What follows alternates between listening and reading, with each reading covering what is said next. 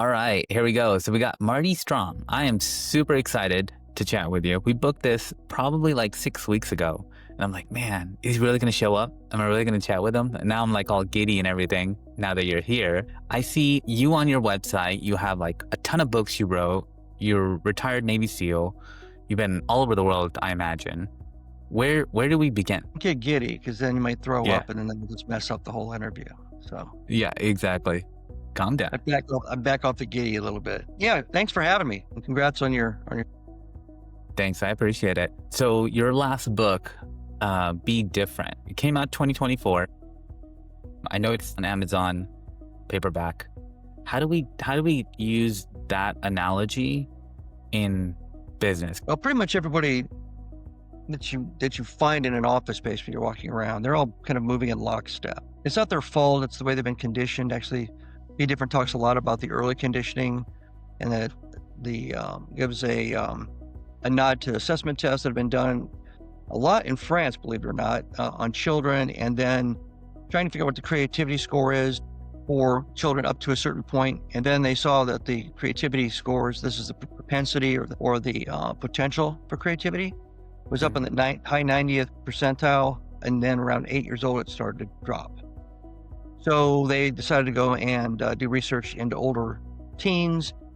There's some other research in the United States kind of picked up on that. And the gist of it is they found that creativity drops off at a startling rate.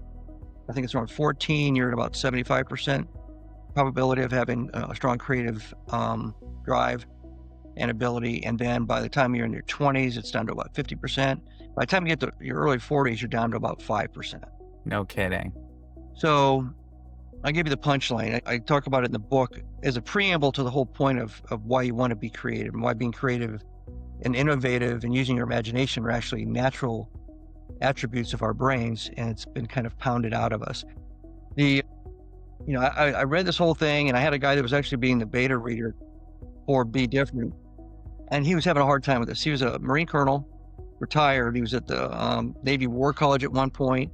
Yeah. Very logical guy, and he didn't think that rules, regulations, structure, and all those things were really the bugaboo that I was making out in the early premise of my book. And then I found this research report in the United States, went over like 10 years, and I sent it to him, and I said, look at the bottom line. And the bottom line was there was nothing about genetics, there's nothing about biology, the descent of creativity. It was all about the institutional conditioning and the bombardment on the human mind in every country, but definitely the United States, to conform. Whoa. To obey, conform, to comply, to color inside the lines. And also they found that there's very, very little, if any, incentive or reward for doing otherwise. As a matter of fact, the entire reward system is skewed towards, if you want to get along, to go along, get good grades, get a good school, whatever you're going to do, you have to do what we say the way we say it. Yep. And one example is, there's lots of different ways to do mathematics. So if a gifted child or teenager, or even if they were taught by somebody else to do a division problem, and they have to show their work, and they get to the answer, and it's the correct answer, and they get a D because they didn't use the process that the teacher wanted them to use. Exactly. Like, what is wrong with this situation here? That's terrible. So basically, you're just treating a bunch of folks like, hey, eliminate creativity, follow the norm, like you're saying. And it reminds me a lot about the military, because it's like, hey, well, we can do this other thing that's a lot easier. And then it's like, no, well, that's not how we always do things. That's not what the standard operating procedure is. Get in line, essentially. Yeah. So in the SEAL teams, when I first came in, they were more about individual judgment in the context of the moment. So they taught you how to make decisions. They taught you how to assess threats. They taught you how to really have a good understanding of your capabilities and limitations and those of your team, because not every single group of SEALs would have the exact same capabilities. Just think of, like, if you grabbed any 100 musicians and broke them up into 5 musician groups, which one of them is going to become, a great rock band or a great musician? It's not, the chemistry's not going to be there. Something's going to happen, right? But they would let us learn the SOPs for things like an immediate reaction to a contact, like the first things you do when somebody shoots at you. But The plan to get into that situation was pretty much based on judgment and intuition and creativity as far as the way the plan was laid out. There wasn't a playbook for it. And what you did after you broke contact in that situation was all on the judgment and the insight and imagination of the leader. That changed later on. Later on, we got bigger. Later on, the kind of jungle warfare, Vietnam era, kind of creative approach to doing every mission a little bit different. Because, the bad guys, they see patterns too. Sure. So they learned early on, if they executed in a way that created a pattern, the bad guys would figure out the pattern and they would jump them. Right. So it was self-preservation to constantly mix it up, change it up all the time. Later on, we got bigger. It became more difficult to try to teach people, to train people to do this because it takes a lot of time. It's not so much learning philosophy from a book, but it is learning philosophy from doing, having people make you pay for your bad mistakes, make you pay for your indecision or your bad decisions, and then come back in and explain what was going on in your head when that happened. Not you didn't do it right, you didn't do it wrong. Trying to understand how you think and help you get into the right. Later on, it became rote memorization of leadership techniques, rote memorization of tactics. No kidding. There is play number 3 is the right play to call. And then it was reinforced by training groups. But I will tell you that every single conflict after that, that's a negative change in the way training happened. Everybody within 2 or 3 missions reverted back to the original way of special operations thinking. Thank God. Everybody. Okay, I'm glad I heard that. You have to do it because when you're there, somebody tells you there's going to be 5 people or 10 people or whatever, and you show up and it's nothing like that at all. So you don't have a choice. You have to think it through. You have to adapt. You remind me of my one Navy SEAL story. So I'm retired Air Force and I did cybersecurity the whole time. And so there we are at weapons school in Nevada and in the mission planning cell. Nice building, beautiful, lots of technology. And then on the last day of planning is when the SEALs show up. And I'm like, oh, who are these guys? I was leading the planning cell over there. It's like, oh, well, those are the guys that are going to go kick down the door, basically. It's like, oh, cool, awesome. So the folks that actually execute the plan. Because, being a cyber guy, my plan was it was like a hostage situation made up. So we had 4 buildings. It was a nighttime mission. So they're going to fly in with an HH-60 and then jump off. And then the plan was run to the building where the hostage is. And it was my job to find out where the hostage was because each building had a laptop in it with a webcam. And so the scenario was hack into the laptop, take a picture. If you find the hostage, alert it. And then we're going to process all of this like intel getting all the way down to the teams. And if they went to the wrong building, it would cost them like 3 minutes of like wasted time. And then if you went to like a third building, the mission was over and it was fail and all that stuff. So basically you had to get there and find the building. Execution happens. It's always like 3 a.m. I tried to hack into the first laptop and it's just not working. And it worked 100 times before that. And it's just like this oh shit factor, like oh my god, like what am I gonna do now? And so it turns out the laptop was turned off. Like they didn't have electricity in the building. Like I didn't even consider that. I'm just like, okay, well, I'm gonna go to the first laptop, take a picture. It's gonna be easy. Go to the next one. So I had to skip that one really quickly. Went to the second one, still wasn't there. Went to the third one. That's where the hostage was. And it was like last few seconds, like a movie time scenario, got the information to them. They got to the building. It was a success. They got the hostage out. So that's my one story. And you remind me of that point where it's like, it's not going to go as you plan, right? And then you come back to the debrief after everything's over. And then everything is like laid out.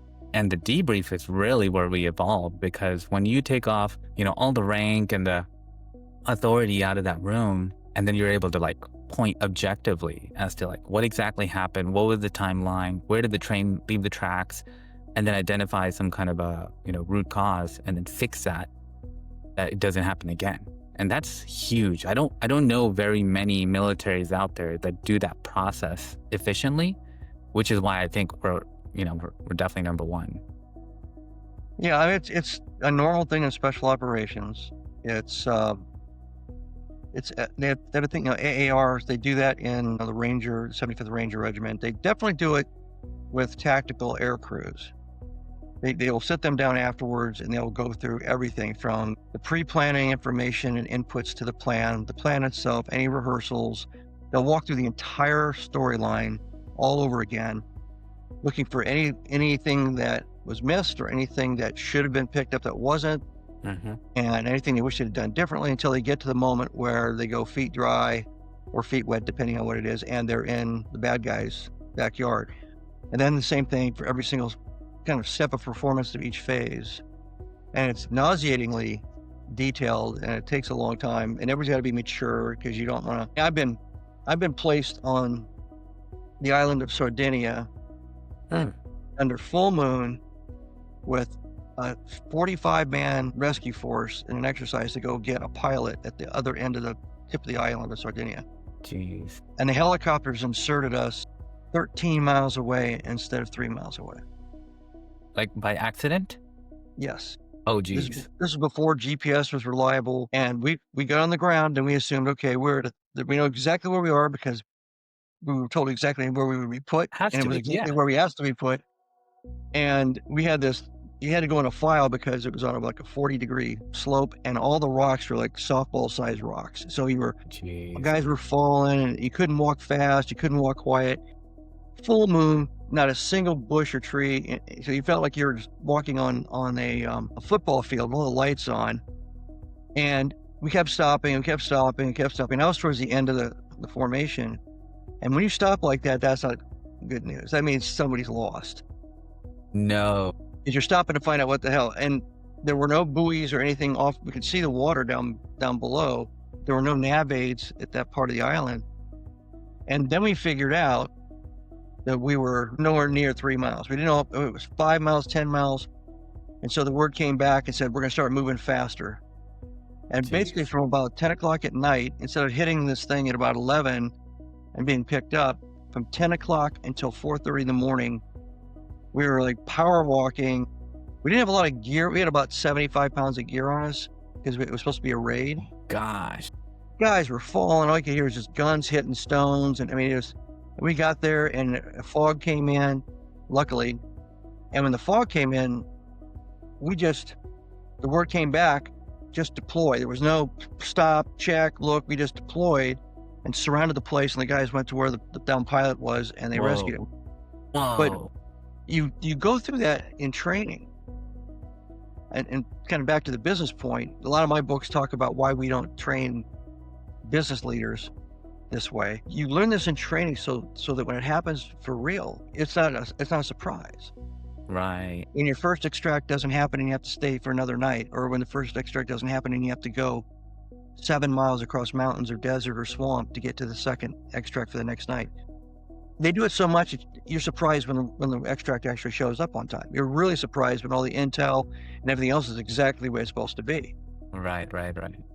So what does that do? That's conditioning your brain. It's conditioning the whole team. Their expectations are, we're prepared for anything, and we may have a plan initially, but we're smart enough and we're mature enough, and we have enough reason and wisdom that we'll roll with what life or combat throws at us.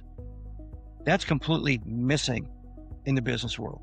In the business world, you're told it's all going to be good. Follow the SOPs, follow the procedures. The systems will work. The process supporting the systems will work. The money's going to flow. The supply chain's going to work. And then when it doesn't, everybody sits down and just stares at the wall or the leader. Exactly. We're going to meet all of our quarterly projections for the next 4 quarters. And then all of a sudden it's like quarter 1, bam, we're in the red. COVID happens or whatever the heck. But, in the military, you have like this baseline understanding where everyone goes through boot camp. Everybody goes through the ranks, right? And so they have this culture and discipline. You mentioned maturity earlier. You develop that up to a point, all the way to, if you can actually get to buds and kind of go through all of that and then make it into the SEALs, you're an exceptional human being already. So to then train them and then, do some debriefing, it's kind of an understood language at that point. In business, you have all sorts of people from all sorts of walks of lives, right? With like, nobody's ever told them no in the past, maybe. Or somebody is a SEAL who's like pointing at you with like choppy hands and you can't get that. So how do you balance between like, there's a big gap there, right? You can't just come in with like this new mentality of like, this is how we always did in the military, get in line, It's actually impossible to really recreate, especially in the elite forces. It's impossible to recreate that cohesiveness and that creative, innovative kind of mindset and the level of judgment, because so much money goes into that training. I mean, Mhm. it's like the NFL. You throw 500 passes of one route, Gee. and you're being filmed, and then somebody critiques you. Everything's done because the more you practice, the better they understand the positives and negatives of your performance, your behaviors, and then they refine it and they practice some more. And then you'll get stale, so you have, it's all perishable, so you never stop. That's expensive. We do that with weapons in the special ops community, blowing, huge amounts of ammunition compared to the average Army infantry unit or average Marine unit. I mean, if they even knew how much was being expended, they wouldn't believe it. The average SEAL, when I was in the average SEAL, probably had shot at least 100 AT-4 anti-tank rockets. Not just one FAM shot, not a trainer, but at least 100. Jeez. Probably the same amount of blow rockets and other things. So, because you had to be like a sniper with that weapon. You weren't just supposed to be able to functionally shoot it. A whole different level of performance. You go into a commercial environment, and the first thing I noticed was the goals are radically different. It wasn't the people were bad or good or anything like that, or stupid or not creative or creative. The goals were different. Oh, you listen to any podcast with a bunch of military guys, what'd you do it for? I did it for the man to the left and the right of me and all that. Yeah. You go to a lot of these companies and you'd say, well, are you doing it for the person to the left and right of you? And they say, I don't even know who's in cubicle 7. I mean, and No. not because they're bad people, but because from the day that they came out of college or the time they came out of high school and went into any kind of company environment, they basically got siloed in more ways than one. And all they could think about is, I'm going to get my paycheck. I'm going to live my life. I'm doing this Right. so that at 5 o'clock, I walk out of here and I can live my life. And I have enough money to live it the way I want to live it. And I'm tolerating everything here Yes. to do that, right? It's not for God and country. It's not to save the world. It's not to save some unit on your left or right flank. And it's not for the people to the left and right of you. There's not a brotherhood or a sisterhood going on. Yeah. And it's all logical. And it took me about a year or so to realize, okay, this is just normal, because I'd been in for 20 years. And the second problem is, what do you do with that? I was in a company where we had a good mix of ex-military and civilians. And the joke was with the military guys, was that it sounded like a Indy 500 start about 2 minutes to 5 every day. Everybody, all the civilians would go to the parking lot. I know. Where they're gone, and the only cars left would be the ex-military guys. Exactly. I mean, I'm not making that up. It's kind of a metaphor in a way, because the military guys saw their task, their job there as a duty and a responsibility. They felt accountable. If the project was falling behind, they would work on it until they were back on schedule. Exactly. If it was falling apart completely, they would reset and redo the entire project to get it done right. Where everybody else is like, they heard this little whistle in their head and they dropped their pens and pencils and backed off of their laptops and slid down the fire pole and went right. Literally what? Yeah, exactly right. I retired out of SOCOM here in Tampa. I'm in Florida right now. And so that's exactly right, because also what makes it a little bit worse is it's at the staff level, because nothing like cool really happens at the staff level at the headquarters. So you do have a bunch of civilians and contractors, and it looks just like another corporate gig basically. And so at 5 o'clock, it's like, you better not be close to the exit because you're going to get run over. And people are just coming through, beelining, trying to run out. It's actually earlier than that. I think they got off around like 3 or something crazy. But you're absolutely right. The military folks, not all of them, right? But like some of them that had the mindset of, no, mission first. Like, hey, we're finishing this project. We just have a couple more steps. Let's just focus on this until we get it done. And then they're making the calls and plans, right? Letting the families know, hey, I'm going to be a little bit late. But it's just like a natural understanding that, okay, we're going to complete this objective before we head out the door. And so how do you bring that mindset in, right? Like, so there's got to be some kind of fixed action here. Like, have you tried any models or methodologies to train the civilian force to more like objective mind? My first business book, Be Nimble, had a lot to do with finding talent and vetting talent, and then training, coaching, and mentoring talent, and also being very nimble about the way you set up the architecture of organizational structures, the communications lines, all those kinds of things. The one that's the easiest one though to remember is just mirror what they do in the military and especially in the elite forces or with fighter pilots, etc. They screen for that profile. Right. They don't just let everybody in the mall run in and become SEALs and then find out later whether they can make it or not. Yeah. Every single around the world, SAS, SBS, GSD-9 in Germany, SEALs, the Green Berets, everybody, MARSOC, the Marines, everybody does the screening up front. You measure 5 times and cut once. So when you're doing that screening, you're screening them for the attributes that you want in your organization. Now, culture sounds, that's the kind of the cool word, but really what you're looking for is you're looking for people with a good work ethic. Obviously, the specs on the resume have to match up to whatever the skill set is or the knowledge that you're looking for. You want to find people that are project players, people that are willing to work with other people, even if they're outside their discipline. I used to tell my HR people, if you're interviewing an accountant, ask them if they feel comfortable working with marketing on a project. One, you'll find out they probably never, ever even thought about that. Yeah. Because they've been stove-wired. Now, why would they work with marketing? Well, sometimes the people in accounting know a lot more about what's really happening with the money and the cost of things than the people in marketing. And so you make the marketing people smarter about defining what they really need for a budget and what's really, affordable. And you make the accounting people smarter, but sometimes you just have to take a shot and you might lose some money. Sure. Right? So then you get empathy. You get professional empathy. I've been with you. I know the stress you're under. You've been with me. You know the stress I'm under.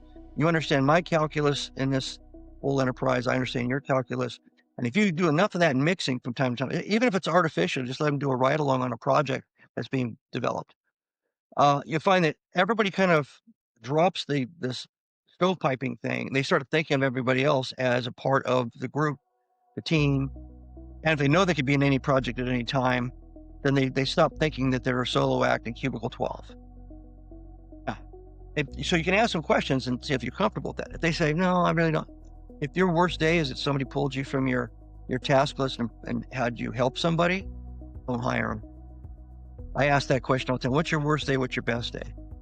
And I'm looking for people that want to be challenged and want to do something a little bit different from time to time. I want to know more about the bigger picture. Those are the kinds of people that you can then train and mentor and coach inside the organization. You can't take the ones that won't even slow down to take the pizza up to the second floor before they have to leave. No, I gotta go. Well, the second floor, they've been working for 3 nights in a row and, we're looking for somebody to go get some pizza for them. No, I'm not gonna do it. And, there are tons of people like that. That's not my job. Yeah. Right. 100%. It's all about that me mentality that you have to kind of erase a little bit and bring it out. And like you mentioned, you have talk to a different department because then you'll understand their perspective and then you'll realize, at least hopefully, that what you do and the decisions you make will impact them, which will then impact the company, which hopefully gives you the salary and maintains a better life for yourself, right? Over and over again. Have you seen some of these like Project X type situations where they'll take a group of folks to a retreat and then have them do these complicated, projects essentially, like, hey, take this beam of wood and then you have to get your team across this, ravine or whatever, or water. Do you find benefit in that sort of exercise? It's trying to achieve the same result. It's an expensive proposition, which is why hardly anybody ever does it. Really? It's from 2 standpoints. One is the cost of setting it all up and doing it right. The second is the opportunity cost of people in companies. Now, if you're General Dynamics or Lockheed Martin and you've got 80,000 employees, you might be able to swing putting 20 people in the woods for 4 days, right? Yeah. But the vast majority of companies in the United States are not that big. And if they lose the receptionist or if they lose the one IT guy in-house, it's crisis time, right? Yes. So you have to, from a reality standpoint, everything I was telling you about the exercises in the military, you can do those same exercises. You can do, we used to call them tabletop exercises, right? You can do the same thing. You can do the full scenario, all, 3 phases of, the 3-act play of whatever the issue is or the operation or the crisis, whatever. Or you can break that up into little elements and just do one element of it at a time. But you got to get people in a room and give them an artificial problem to solve. It doesn't have to be a log. It doesn't have to be any of that stuff. But what happens is if they're disciplined. The accountants can't do marketing without the marketing people. The marketing guys can't do, Right. engineering without the engineer guys. So you basically do this as a commingled group of different skill sets and also different levels of experience in the industry or in the company. That's important too. And what you do is you put them through a scenario where things are falling apart. Design a new supply chain. Yeah. You've got 8 hours. Go. And the Or accountant like doesn't know on my lunch break. Yeah, and the accountant doesn't know what do I know about supply chain. Well, what happens is you fail, and then you do the debrief. Well, how many people did you have here? You had laptops. Why didn't you put the accountant on Grok 4 and have them look up, 10,000 different ways you can create a supply chain in 5 minutes? Exactly. You can use anybody and everybody if you have to. You just have to break down the conditioning that everybody's got to go according to their rank, their experience, their tenure, and their education and their job assignment. And you do that multiple times. If you do that once a month, what happens is eventually they say, okay, the best way to get to success in this exercise is to immediately work together, assign tasks to everybody, and then kind of have milestones during the time period to check in with each other. Where are we on this? And if I'm falling behind, okay, let's get 2 people on that. And they do it because they have to, because they're being kind of graded for their ability to complete these exercises. It's part of their, and they're told this in advance. And so you have to do this repeatedly, break down these issues.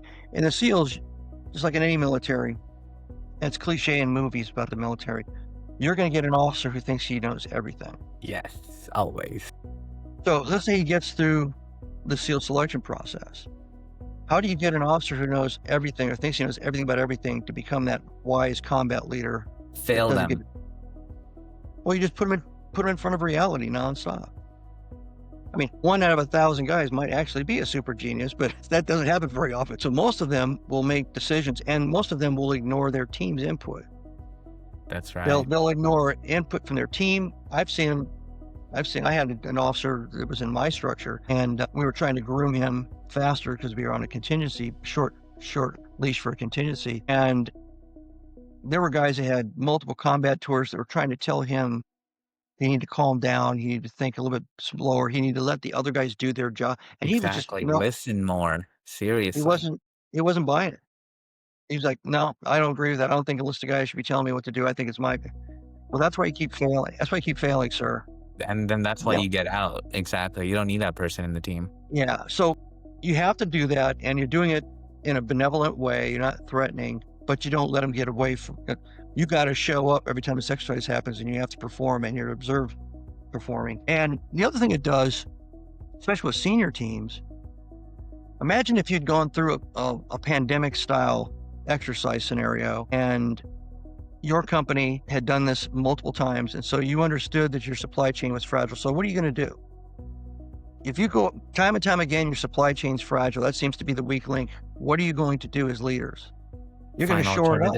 Have plan Bs. Yep. Exactly. And then when the crisis happens that attacks your supply chain, you're prepared because you were prepared, because you were mentally thinking about these things, and you were basically bench testing your organization across lots of different threat points. Right. At least at a minimum, it's kind of like you have a plan in place. So you know there's a possibility. You've opened up your mind to realize that there is a possibility to have a plan B to begin with. So when that pandemic does happen, you know there's like this whole other area where you can explore and find solutions. Whereas other folks that haven't even considered it, it's like the thought hasn't even entered their mind yet to find a plan B. They think the boss is going to figure it out when it happens. It's not their responsibility, except they're all in the same boat. So when the boat gets hit by a torpedo and goes down, they're all going down. Exactly. They just really don't think that. And then it's like blame game, and everybody's overreacting, and anxiety, all that kind of stuff. But even more than coming up with a B plan, you end up creating a better A plan because you get confronted with these deficiencies, these shortcomings.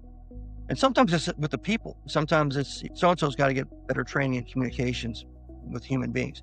So-and-so's got to get a wider understanding of how software is being integrated across the company, not just the one project he likes to focus on. And that just makes you stronger, makes you more resilient. But ultimately, if it's a black swan, you couldn't have prepared for it perfectly, but your team thinks like a agile organization. Done this drill, they know what's going to happen. You hear the bad news on the TV. Okay, we're going to get pulled in. We're going to go into a room. We're going to big whiteboard, and we're going to roll up our sleeves, and we're all just going to pitch in our thoughts, and we're going to recreate something, or we're going to reinvent something, because that's how we've been doing it in the exercises. Yeah, exactly. And then you're just repeating exactly what you learned.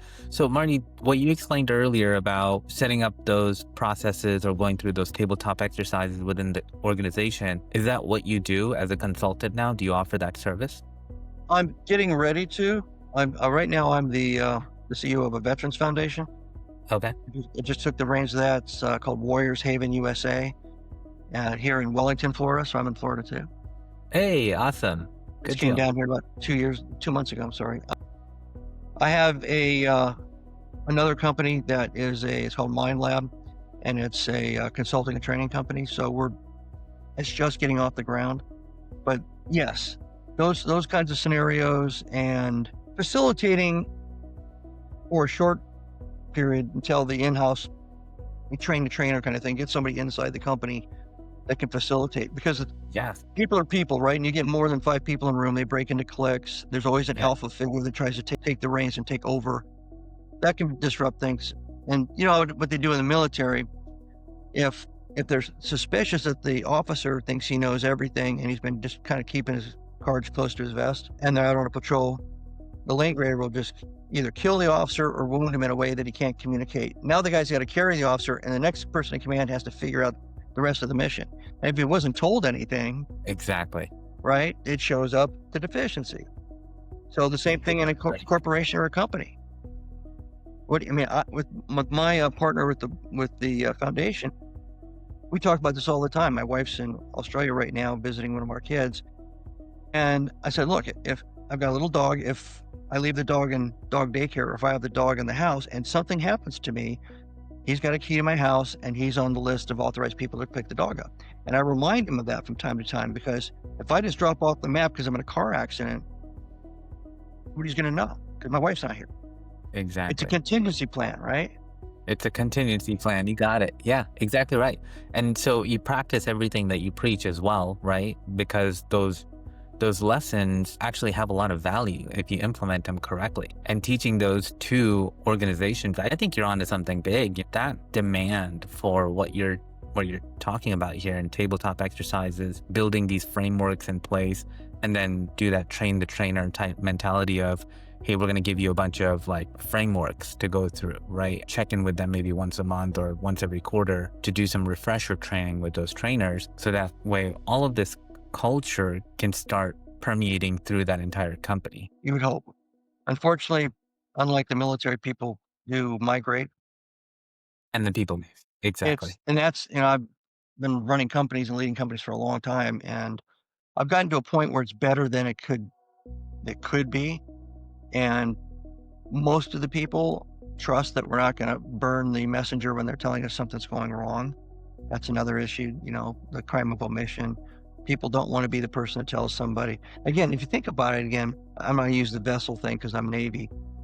If you walk by every day and you see a hole in the side of the wall and water's coming in, and you just keep going because it's not your job. What you're missing, the point you're missing is you're in that boat. Exactly. And if somebody else doesn't do it and somebody else doesn't do it and nobody tells the person who's supposed to do it, you're all done. You're all done. You're all sunk.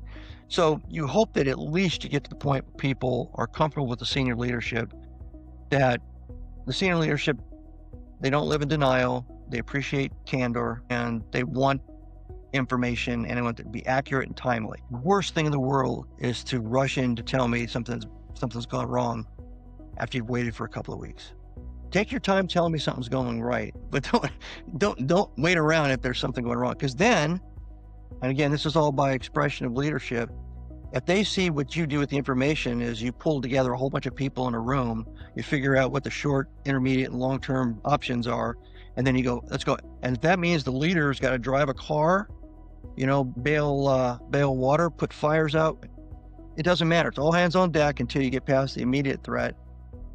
And then you get into the intermediate threat, then the leaders can back off a little bit, and then you're off, and then you had maybe a rethought, reimagined, longer view because you're taking all these corrective actions. It's not that complicated. I mean, the way I'm saying this, it's really not, but it's so much human nature involved. Yes. It's like, it's very, very hard to get people to think differently. So that's why that book was called Be Different. I could have called it Think Different, but Steve Jobs already said that. Really? Okay. That particular book is all about understanding what's happened to you as you've grown up, and also making sure that you're aware that it's okay to dream, it's okay to think big, it's okay to raise your hand and have an idea, and you shouldn't let somebody just suppress you just because it's your first day on the job or whatever. And also, if you're in a situation where, now that you're aware of this, your organization doesn't value that at all, then you should find another place that does. Because you'll go insane if you got all this stuff bubbling up in your head and you're just told, this is where you go, this is where you go, this is where you eat, that's where you park. Veterans Day is coming up, and I want to talk about your Veterans Foundation a little bit as well. Any plans? What are you guys doing? So we've got a planned event before Veterans Day. So warriorshavenusa.com focuses on vocational and educational training for veterans. Now, what that means is that we provide courses in woodworking, metalworking, culinary arts. We have canine therapy, we have equine therapy, and we have a business academy. So we help veterans that are trying to start a business, have started a business, or are into issues trying to grow their business. And we do that by connecting them with lots and lots and lots of allies that have volunteered, that are all successful business people, and then wildly different industry. And it might be like, I was talking to a guy who has a army guy, enlisted, got out and ended up getting a PhD. So now he's a software designer.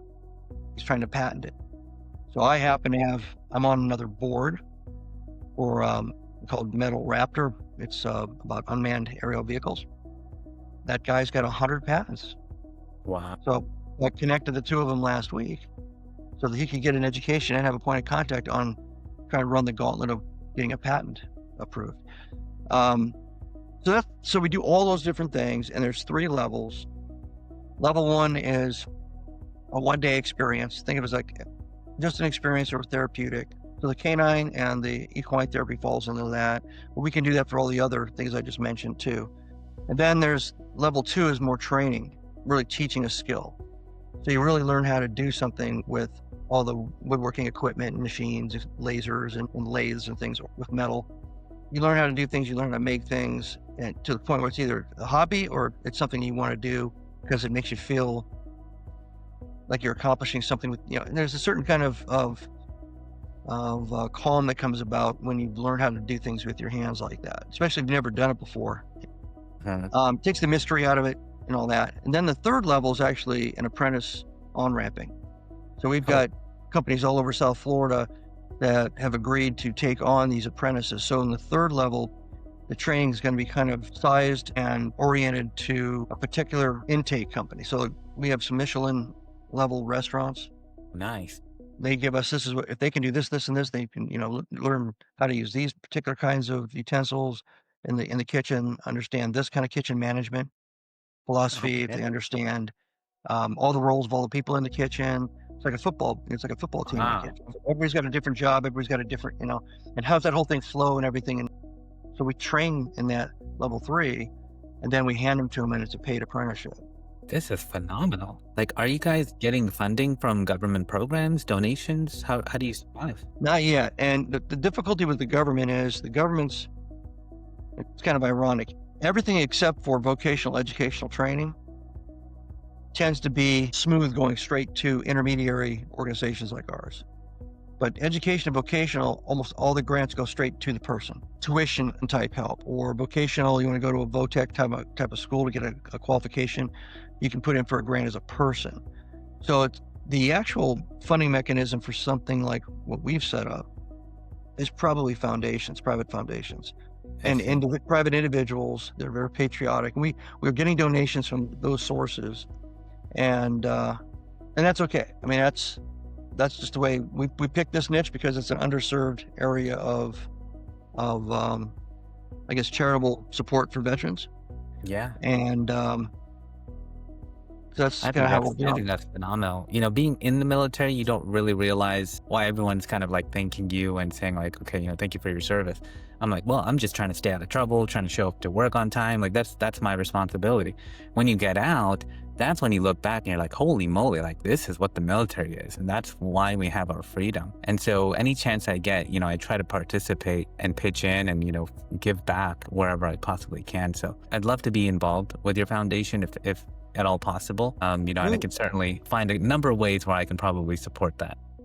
Yeah, love to have you. We're stronger by having so many volunteers. Well, back to your Veterans Day question, the National SEAL Museum is just up the road here in Fort Pierce, Florida. And once a year, not on Veterans Day, but kind of right around Veterans Day, they have a big event. Lasts for 2 days. It's a festival. They have live bands. They bring in SEALs. They're doing demonstrations of all sorts. They parachute in. They fast rope. They have dog demonstrations, and there's usually anywhere from 1,500 to 2,000 people there a day. So I'm heading up there on Thursday because Friday we have been given permission to use their internal museum conference room, and we're going to be doing recording live interviews with SEALs all day long. Nice. And then we're going to take that content and we're going to give it to the museum to use, and we're also going to use it for Warriors Haven. So that's what I'm going to be doing, kind of related to Veterans No, that's Day. really cool. And then I was going to say, and then you're going to take that content and start your own YouTube podcast and then kick it off with all of that content. Yeah, well, we have a YouTube channel, same name, and you're right. We're going to take it all, slice it, dice it, use it for all kinds of. Absolutely. I can certainly help with that as well. Whether it's Veteran Foundation or just put it under that umbrella. And I'm really serious about that because, I finished my career in cybersecurity, and I have cybersecurity is like my niche, right? That's what I do. But then there's also this digital marketing and like automation, AI, and this is coming whether people like it or not. And so I've developed these courses, where I get people, it's free of charge. They just go through the course. I coach them one-on-one. I give them the technology and the training to then ultimately launch their own agencies and businesses so then they can become profitable, right? And so I want to try to like bring that in as well. I don't know if you already have a cybersecurity or anybody like teaching. I don't. I have an AI superstar doing kind of the same thing. And that fits perfectly because we don't try to tell people what area of the commercial world is the right place to go. Sure. Not in obviously with the vocational stuff, that's one side, but on the business academy, I thought maybe I would get somebody that wanted to start like a restaurant or something like that. The first guy I got was a PhD. Yeah. Who's trying to work on a patent. Okay. And oddly enough, I have a lot of contacts in that area. I wouldn't have if it was a start a restaurant. Yeah. So it worked out okay. But yeah, absolutely. Awesome. Absolutely. Love to have you. Yeah, I'd love to. I'll send you all my details. I think, putting together the community is the key, and somebody who can do it, with your level of understanding, experience, and knowledge, that's really the glue that brings it all together. Because somebody has to put the flag in the ground and say, this is our purpose, right? Like, this is what we're doing. And then it just attracts people because it's like, well, I can align myself with that purpose. That just makes a lot of sense. And then you find ways to basically contribute. And you're like, I want to be part of that because it's going to make me feel good. And then it's like you start searching in your pockets and you're like, well, what do I have that this foundation can benefit? So then I can get this positive feeling in my heart and feel like I'm helping the community, right? Yeah, you're absolutely exactly right. What you're doing. That's phenomenal. Both myself and Peter Gary. Peter was a Force Recon Marine for 8 years. I met him in 1994, and we've been friends continuously ever since. So it was his original thought to do this early last year because, like me, he'd been on a lot of veterans boards. Okay. And other kinds of charitable boards. We were both on Boys and Girls Clubs boards at the state level in 2 different states. So we had a lot of experience of doing that. And what he felt was, I like doing this and I like raising capital for these organizations, but I feel like there's like one more step I could take. And then he eventually decided, I'm going to create my own foundation. I'm going to create my own focus. He actually did a marketing analysis, paid for it, to find out kind of in the whole spectrum of veteran services and funding for those services, whether it's governmental, state, federal, or private programs, what's funded well, what's not funded well, what's kind of, and the vocational educational in the actual doing, not going to a college, that was kind of like this missing gap, especially on the vocational side. Really hard to find anybody. I said the other day that, the blue collar is the new blue chip. People driving around in high-end cars, living in big houses and stuff are just as likely to be electricians and carpenters and HVAC guys as lawyers. And it's something that's missed because society, through the common cultural media, kind of makes it seem like if you're going to make money, you have to have a white collar job. You have to have gone to a certain college, and there's not a whole lot of laudatory shows, if you can think of one, where the person is doing some kind of blue collar work, but then living, like in a 5-bedroom house in a really nice neighborhood, driving really nice cars, and the kids are going to private school for high school, whatever. There's nothing like that. That's part of the barrier in this, is trying to let veterans know that there's an honorable profession out there.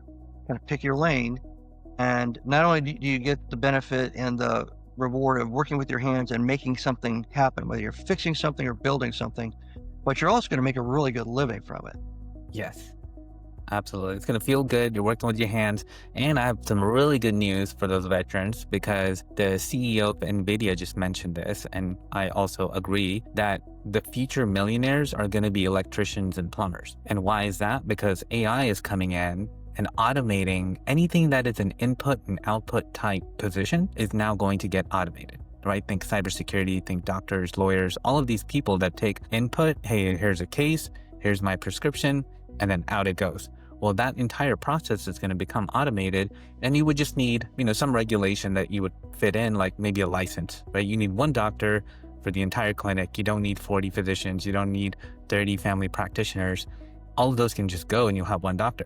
But on the electrician side, how do you get a robot to do drywall, run cable through multiple beams, right? And then plug it in or do a particular design. So those aspects of technology are going to evolve much later. Robotics are pretty good, but we're probably like 5 or 6 years away from a true robot that can do sort of like house chores autonomously. And so those electricians that are running down that path are going to get the best of both worlds. They're going to get all of the benefits that you mentioned, clarity, peace of mind, working with your hand, and then they'll be able to leverage the automation to make all of the back end stuff more efficient, right? Because if you're having fun doing your hobby, you don't want to go at home and then do invoicing all night long, right? Or confirm appointments or do your taxes. Like those pieces just can be automated, and then you'll have this amazing, like best of both worlds type scenario. So, that's all good news for those folks that are running on that path. The other aspect is, I've heard, AI being called the third industrial revolution. Yes. The infrastructure that's required is massive. Yes. And not just infrastructure created from scratch, but infrastructure overhauls. The electrical systems, all the way down to the outlets in your house. And nothing's really prepared for this. It's not prepared for the volume in as far as energy and facilities and all those things, and the volume out coming into the end user. That's kind of the sobering thought if you watch business shows and stuff. AI is really great. We don't have enough energy. We don't have enough energy producing. We haven't built a nuclear reactor in decades. I know.